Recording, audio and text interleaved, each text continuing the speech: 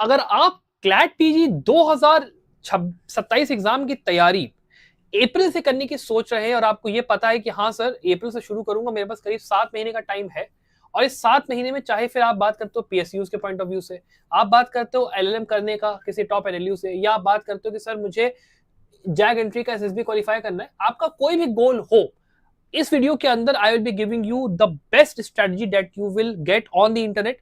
और अगर आप ये स्ट्रेटजी फॉलो करते हो, आई एम टेलिंग यू 100% आपका एग्जाम निकलेगा। पहली चीज ये।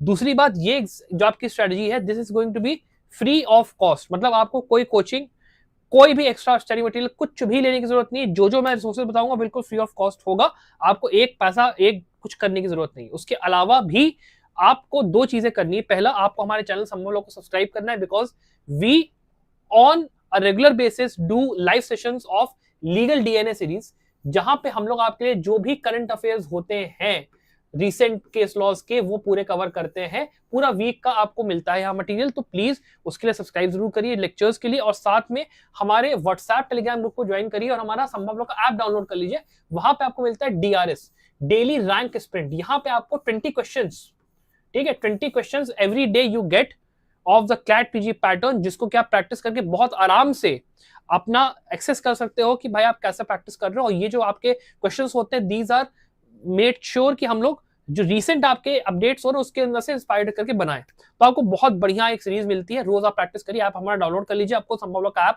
मिल जाएगा, व्हाट्सएप टेलीग्राम ग्रुप पे इसका लिंक आपको मिल जाएगा, तो you can very very easily access this. अब चलिए, ये होने के बाद दो चीजें आप लोग कर लिया, अब चलिए वीडियो को बिना देर के शुरू करते हैं।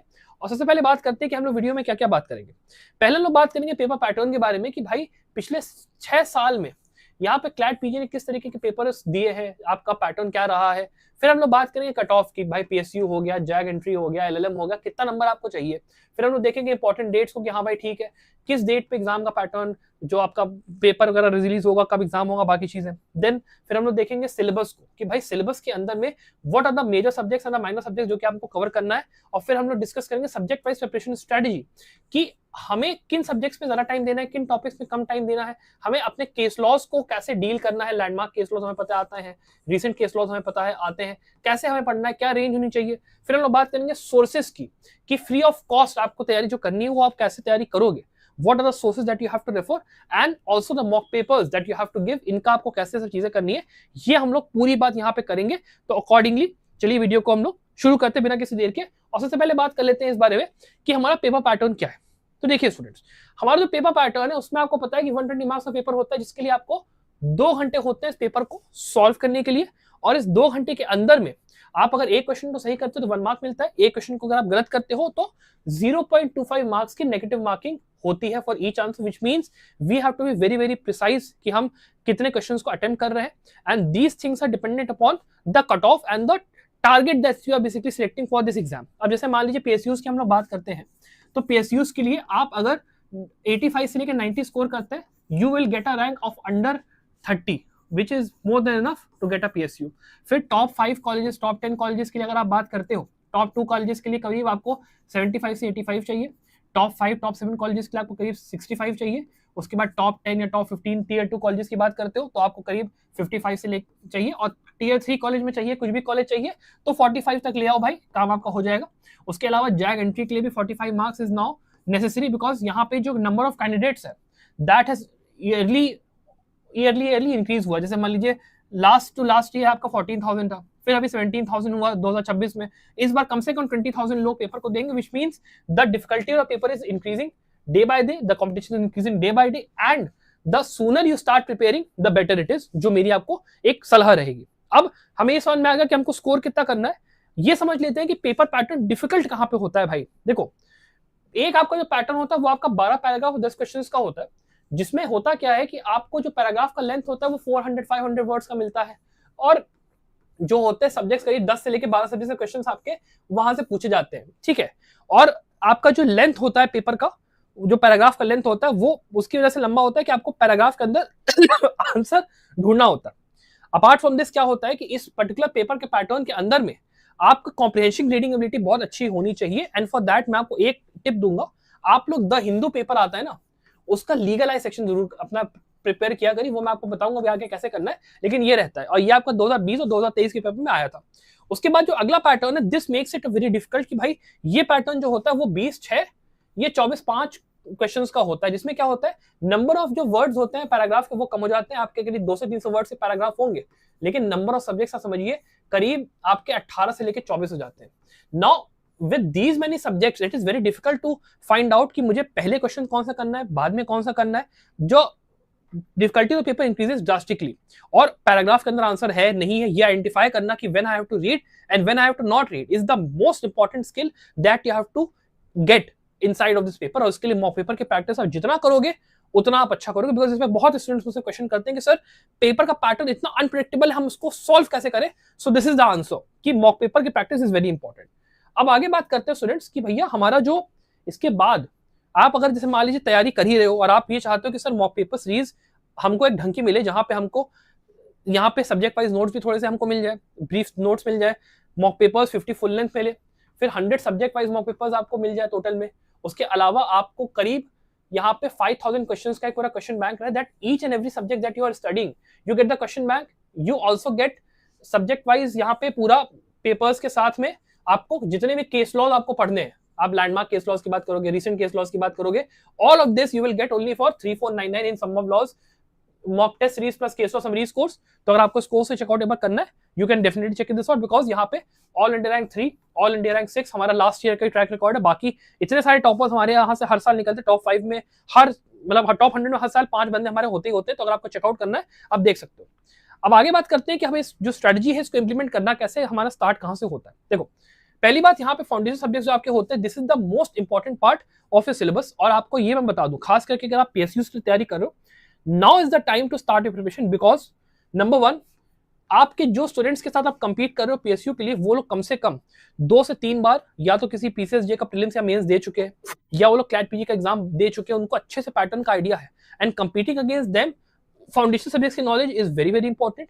अलॉन्ग विद दैट हमें पता है कि भाई जो केस लॉज हम पढ़ते हैं, जिसमें कि हमारे लैंडमार्क केस लॉज जो कि आपके कॉन्स्टिट्यूशनल बेंच के डिसीजंस होते हैं, रीसेंट केस लॉज जो कि आपके जनरली डिवीजन बेंच के डिसीजंस होते हैं, उनको पढ़ना बहुत इंपॉर्टेंट है।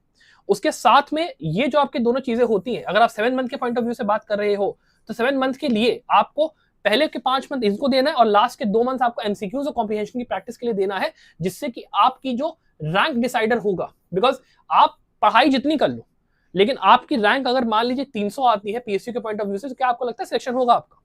नहीं होने वाला। आपको 300 से इसको 30 लेके जाना है, और ये जो 300 से 30 की डिस्टेंस होती है ना, वो इसी मॉक पेपर और कॉम्प्रिहेंशन से ही सॉल्व होती है। तो इसीलिए मैं कहता हूं कि अगर आप इंटरेस्टेड हो then please do check out the 3499 वाला कोर्स वो आपके ऊपर, ठीक है। ये मेन आपकी चीज हो गई। अब इसके बाद बात करते हैं कि भाई नेक्स्ट 7 मंथ में हमको प्रिपरेशन स्ट्रेटजी शुरू कैसे करनी है, हमारे पास टाइम कितना है। देखो आपके पास अभी अप्रैल जो है उसका अभी आपका मिड या अप्रैल के एंड में आप ये वीडियो देख रहे हो, और आपके पास अभी यहाँ पे करीब मई का, जून का, जुलाई का, अगस्त, सितंबर, अक्टूबर, नवंबर और आपका दिसंबर का जो है 6 को यहाँ पे पेपर होगा, जो मैंने कहा था इंपॉर्टेंट डे 6 को आपको यहाँ पे पेपर होगा।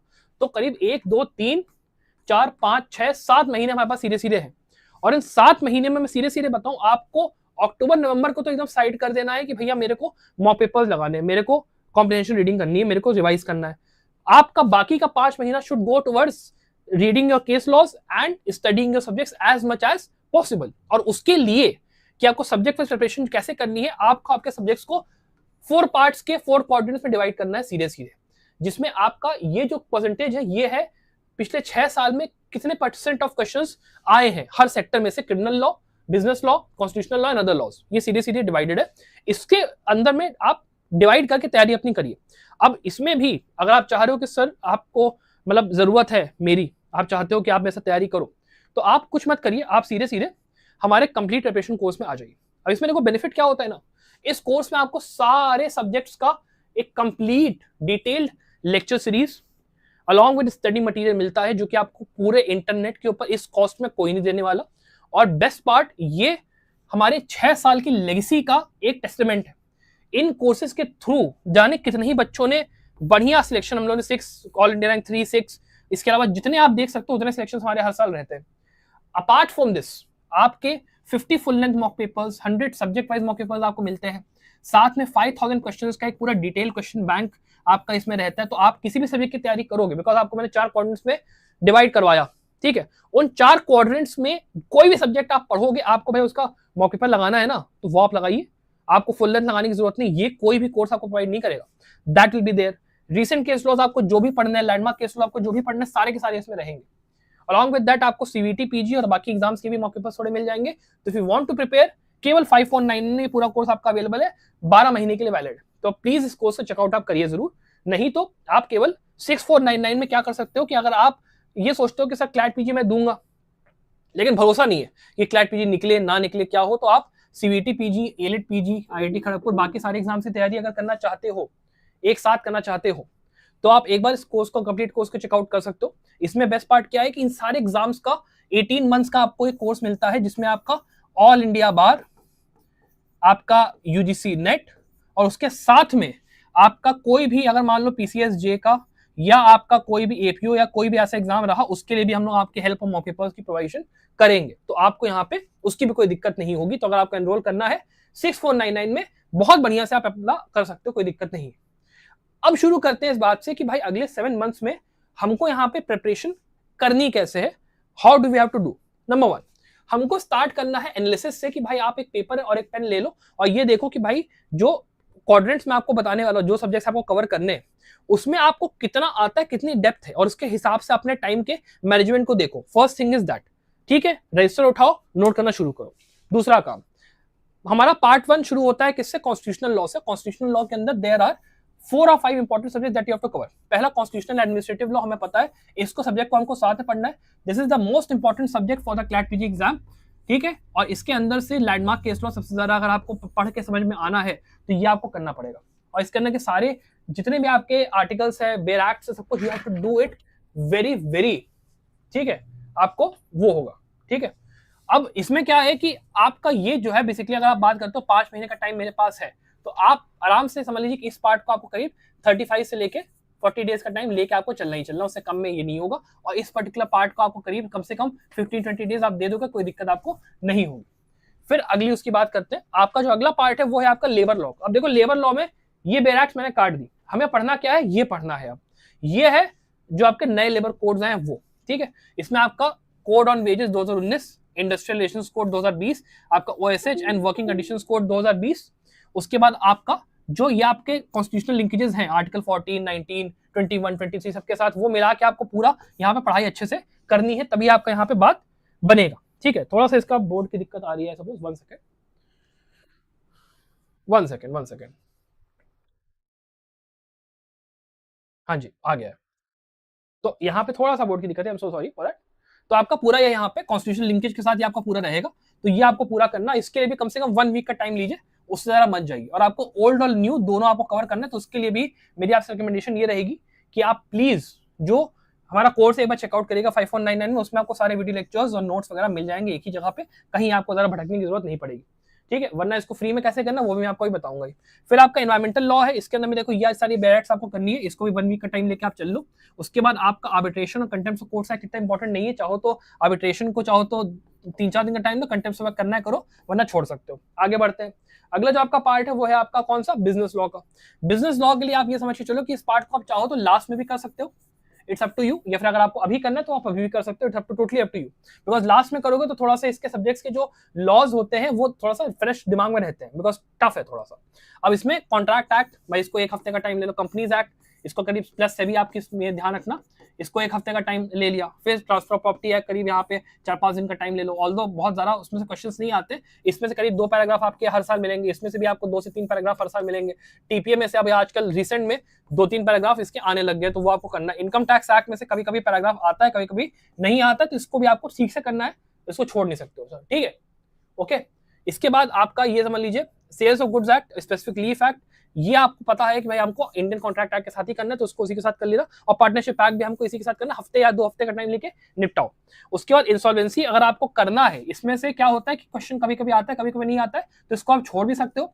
और इंश्योरेंस और बैंकिंग लॉ भी चाहो तो करना है करो, वरना अगर ब्रीफ में कर पा रहे हो 1-2 दिन में कर लो, वरना छोड़ भी सकते हो, कोई दिक्कत नहीं है। फिर motor vehicle act, competition act, law of torts मैंने इसी में डाल दिया, वो आपको करना है, करीब 1 हफ्ते का टाइम इसमें आप ले लो, ठीक है। और उसके बाद आपका NI act, consumer protection act, ये सब भी साथ में आपका टॉर्ट्स के उसके मिला के आपका हो जाएगा, कोई ऐसी दिक्कत नहीं रहेगा। ठीक है, आगे बात करते हैं, क्रिमिनल लॉ पे आते हैं। देखो क्रिमिनल लॉ का भी जो आपका पार्ट है, इसमें जो है बिजनेस लॉ के पार्ट में मैं आपको वही करूंगा कि आप 35 से 40 डेज दे लीजिए, आराम से आपका हो जाएगा, इसमें कोई दिक्कत नहीं है। अगला आपका आता है क्रिमिनल लॉ का पार्ट। अब क्रिमिनल लॉ के पार्ट में देखो क्या होता है ना, बीएनएस, बीएनएसएस और बीएसए, ये तीनों जो सब्जेक्ट्स होते हैं इसमें से ऑन अ कंबाइंड बेसिस हर साल 3 से लेकर 4 पैराग्राफ आते ही आते हैं। ओके, तो इनको हमको अच्छे से करना, न्यू लॉज ओल्ड लॉज दोनों को हमको बराबर से करना है, हम इसको स्किप नहीं करेंगे। ठीक है, न्यू लॉज के अंदर में क्योंकि सुप्रीम कोर्ट क्या है, जब अपना जजमेंट देती है आज भी वो मेंशन करेगी कि हाँ भाई बीएनएस का अगर ये सेक्शन है तो आईपीसी का ये सेक्शन उसके उसमें इक्वल में ये मेंशन रहता है, तो हमको दोनों सेक्शन देख के चल रहे, that is very very important. Sir PSU notification expected, या थोड़ा टाइम दो, अभी मेरे ख्याल से अभी आपका करीब जुलाई अगस्त के आसपास आपको पता चल जाएगा। ठीक है, जुलाई अगस्त के आसपास पता चलेगा, लेकिन इसमें पावर ग्रेड वगैरह का थोड़ा सा मुश्किल है यार, बिकॉज मेरी बात हुई थी, मेरे जो स्टूडेंट्स हैं एज लॉ ऑफिसर, उनका ये कहना था कि अब यहाँ पे फिलिंग हो गई है सीट्स की, तो इसका पावर ग्रेड थोड़ा मुश्किल हो सकता है, बाकी पीएसयूज में है, तो दैट इज दैट। ठीक है, इसके बाद इसको आपको कम से कम कोशिश ये करनी है कि आप करीब 15 दिन का टाइम आराम से दीजिए, पढ़ाई अच्छे से करिए, इसको अच्छे से करके जाइए। फिर ये जितने एक्ट्स आपके ये देख रहे हो ना, ये वाले, ठीक है, इनको आपको करने का तरीका मैं समझा देता हूँ। ये छोटे छोटे आपके एक्ट्स है, इसमें आपका क्या रहता है, इसमें आपका देखो history, features, introduction, long title, short title, obviously UAPA का अगर आप बात कर रहे हो तो हमें यूएपीए को ऐसे पढ़ना है कि हमको पूरा नहीं पढ़ना है, हमको कंडेंस करके जो केवल इंपॉर्टेंट पार्ट्स हैं उनको केवल कवर कर लेना, जिसमें कि आपका देखो जैसे मान लो कॉन्स्टिट्यूशनल प्रोविजन जो भी आपके होंगे, जो कि आर्टिकल 20, 21 और 22 से रिलेट कर रहे हैं, साथ में सीआरपीसी के बेल के प्रोविजन के साथ रिलेट कर रहे हैं। उसके बाद जो आपके थोहा फसल और के नजीब का केस है, हमें पता है कि लैंडमार्क केस है यूएपीए के लिए, वो भाई हम कर लेंगे। उसके अलावा हमारे जो भी सेक्शन है, सेक्शन 2 हो गया, फिर चैप्टर 4, चैप्टर 6, चैप्टर 7, ये सारा आपका कर लिया, तो मतलब ये आपका आराम से ये जो है पूरा का पूरा खत्म हो जाएगा, कोई बड़ी बात नहीं। और ये आपको सारे एक्ट के साथ करना है, मतलब each and every act will take at least 2 days, not more than that. What we have to do, we have to study the main provisions, we have to study the case laws, and we have to study the linkage between all the other criminal laws that are there and constitutional laws that are there. ये आपका सारा का सारा part आराम से मान के चलो कि अगर 7-8 एक्ट है तो 10-15 दिन में आराम से 15-30 दिन लेके चलो, इसको हो जाएगा, कोई सिर्फ बड़ी बात नहीं है। इसके बाद अपना अगला आता है भाई अदर लॉज। अब अदर लॉज में क्या है, देखो यार, इंटरनेशनल लॉ, जूरिस्प्रूडेंस, इसमें से देखो हर साल 2 पैराग्राफ आते ही आते हैं, हर साल 2 पैराग्राफ इसमें से आते हैं, तो इसको आपको बहुत अच्छे से करना है। और for each subject I will recommend कि आप 10 दिन का टाइम लेके चलिए आराम से। इवन जूरिस्प्रूडेंस के लिए तो मैं कहूंगा कि 10 दिन का टाइम का रोज पढ़ोगे उतना अच्छा रहेगा, कोई ऐसी दिक्कत यहाँ पे नहीं है। फिर बात करते हैं हिंदू लॉ और मुस्लिम लॉ, उसको आप करीब 1 वीक का टाइम दे दीजिए, हिंदू लॉ मुस्लिम लॉ अच्छे से कर लो, इसमें से भी करीब 1-2 पैराग्राफ आ ही जाते हैं, तो इसको भाई हम मिस नहीं करेंगे, ज्यादा अच्छा रहेगा। और उसके बाद आपका आईपीआर और आईटी एक्ट, इसको भी अच्छे से आईपीआर को कर लो, कम से कम 1-2 पैराग्राफ कभी कभी आ जाता है, कभी कभी नहीं भी आता है, तो हमको इसको भी करके चल रहा है, तो उसको आप छोड़ नहीं सकते, करीब भाई 35-40 डेज का टाइम इसमें भी लगेगा। तो आपका कुल मिला के आप ये समझ लीजिए कि इन स्टार्टिंग हमारा कब से, अप्रैल के एंड से या फिर मान लो अप्रैल से शुरू करके हमें सितंबर तक अपना सिलेबस को खत्म करना है अलॉन्ग विद केस लॉज। ठीक है, इसके बाद बात करते हैं कि भाई हमको ये जो 7 मंथ्स, सॉरी ये लिखा है 7 मंथ्स, इसमें हमको करना क्या है। देखो पहली बात तो बैराक भैया सब्जेक्ट की उठा लो, बहुत ही इंपॉर्टेंट है। उसके बाद आप अभी के लिए थोड़ा सा कॉम्प्रिहेंसिव बुक्स जो होती है मेजर सब्जेक्ट्स के लिए वो यूज कर सकते हो। मैंने अभी इसके पहले एक लाइव सेशन किया था where I have told each and every major book that you can use for each subject, वो आप जाके चेकआउट कर सकते हो। और बाकी अगर आपको लग रहा है कि मेजर बुक्स की सर मुझे जरूरत नहीं है, तो आप एक एजेंट सीरीज का यूज करिए, बिकॉज बेस्ट बुक है दुख की सीरीज। और उसके अलावा जैसे कंपनी लॉ की बात आती है, आपके इसकी आईपीआर की बात आती है, टैक्स लॉ की बात आती है, तो इसके लिए आप जो कंपनी सेक्रेटरी होता है ना, उसका मटेरियल यूज करिए, वहां से आपकी पढ़ाई आराम से हो जाएगी। बाकी जो सब्जेक्ट्स होते हैं उसके लिए आप स्टडी मटेरियल्स जो होते हैं आपको आराम से, जो वेबसाइट्स होती है जैसे आपका आईपी लीडर्स हो गई, और उसके अलावा आपके लॉ ऑक्टोपस हो गया, यहाँ पे आपको मिल जाएगा, या फिर आपको टेलीग्राम के ऊपर में यहाँ पे आराम से मिल जाएगा, कोई ऐसी दिक्कत नहीं। Sir if possible can you, हाँ I will definitely share it यार, कोई दिक्कत नहीं, आई विल डेफिनेटली, आप टेलीग्राम पे चले जाइए, I will share it and there, ठीक है, कोई दिक्कत नहीं, आई विल, ठीक है। उसके अलावा आप एक काम ये करिए कि आप YouTube के ऊपर सब्जेक्ट्स के जो रिसोर्सेज होते हैं, वीडियोस दी हुई है, कई उसमें प्लेलिस्ट दी हुई है, वो आप यूज करके पढ़ाई कर लो यार, कोई अलग से आपको क्या जरूरत है, कोई मतलब कोर्स में अगर नहीं भी एनरोल करना है, ठीक है, ओके, तो आपको अकॉर्डिंगली उसका ध्यान रखना है। देखिए जो भी आप लोग के काउंसलिंग वाले डाउट्स है वो काउंसलिंग वाले सेशन में पूछिए प्लीज। यहाँ पे वी आर डिस्कसिंग, जो टॉपिक पे हूँ थोड़ा सा मैं वीडियो के एंड में आप लोग थोड़ा बने रहिएगा, I will try to discuss, लेकिन अभी let me focus upon the topic at hand. थोड़ा सा प्लीज, थोड़ा सा बी अ बिट पेशेंट, मैं आप लोग के मैसेजेस देख रहा हूं, नहीं देख रहा हूँ, बी अ बिट पेशेंट, मैं डेफिनेटली रिप्लाई आपको करूंगा, परेशान मत होइए, थोड़ा सा मुझे टाइम दीजिए प्लीज, ठीक है। तो आपका क्या हो गया कि यहाँ पे यूट्यूब के ऊपर आपको स्टडी रिसोर्सेज ऑनलाइन मटेरियल आपको मिलेगा, उसको आप आराम से यूज करके चल सकते हो, कोई दिक्कत नहीं। मैंने आपको वेबसाइट वगैरह बता दिया। अपार्ट फ्रॉम दैट एक काम और करिए कि केस लॉज के लिए मैं आपको अभी बताता हूँ क्या करना है। 2 सेट्स ऑफ रजिस्टर मेंटेन करने, क्यों करने वो अपना समझ लो। और आखिरी बात, अपनी स्टडी के साथ ऑनेस्ट रहो, क्योंकि भाई अगर आप ऑनेस्ट नहीं हो, अगर आप यहां पर ये कहते हो कि सर मैंने आज ये वीडियो देखा लेकिन मैं फिर सो गया, खत्म, कुछ नहीं होगा। तो इसलिए कमेंट में जाकर जरूर लिखना कि sir yes I am with you and I will definitely crack this exam. और हाँ, एक चीज और, हमारी लीगल डीएनए सीरीज को भैया रोज हम लोग कोशिश करते हैं यूट्यूब के ऊपर आए और आपके लिए लाइव में जो करंट अफेयर्स होते हैं वो पढ़ाऊं मैं आपको। और मैं अभी एक सीरीज और शुरू करने जा रहा हूं जहां पे मैं लाइव आप लोगों के लिए रोज का कोशिश करूंगा कि मॉक्स में आपको सॉल्व करवाऊं, ऑनलाइन मॉक्स स्क्लैट पीजी के लिए। तो वो भी सेशंस के लिए भाई प्लीज चैनल को सब्सक्राइब करो, ज्वाइन जरूर करना सेशंस में, वेरी वेरी इंपॉर्टेंट। हर दिन कुछ बढ़िया बात हमारी हो रहेगी। फिर आपको कोशिश ये करनी है कि आप जो है रीडिंग हैबिट डेवलप करो। जैसे मैंने कहा ना, द हिंदू का पेपर को आप जाओ रोज, द लीगलाइज सेक्शन को पढ़ो, उससे आपको बहुत बेनिफिट रहेगा, कॉम्प्रिहेंशन एबिलिटी बहुत आपकी इंप्रूव होगी। और जितने फुल लेंथ मॉक पेपर्स दे सकते हो उतना आपको अक्टूबर और नवंबर के महीने में देना है। ओके, और मैं फिर से कह रहा हूं, अगर आपको जरूरत है एक अच्छी मॉक पेपर सीरीज की अलॉन्ग विद केस लॉज, आपको सबको चाहिए, तो आप 3499 में हमारी mock paper plus case law series join कर सकते हो। नहीं तो फिर केवल 5499 के अंदर में आप हमारी जो full length video lectures, study material, mock papers, सब कुछ A to Z पूरा अगर आपको चाहिए वो आपको मिल जाएगा, पूरा का पूरा मिल जाएगा, कोई दिक्कत के बिना। ठीक है, अब आगे बात करते हैं। देखो, अब आपको यह जानना है कि आपको केस लॉज को कैसे पढ़ना है, क्या उसकी रेंज होने वाली है। देखिए, लैंडमार्क केस लॉज की जब हम बात करते हैं स्टूडेंट्स, तो आपकी ये वो जजमेंट्स होते हैं जो कि आपके 3 जज, 5 जज, 7 जज, 9 जज बेंच के होते हैं, हमें पता है।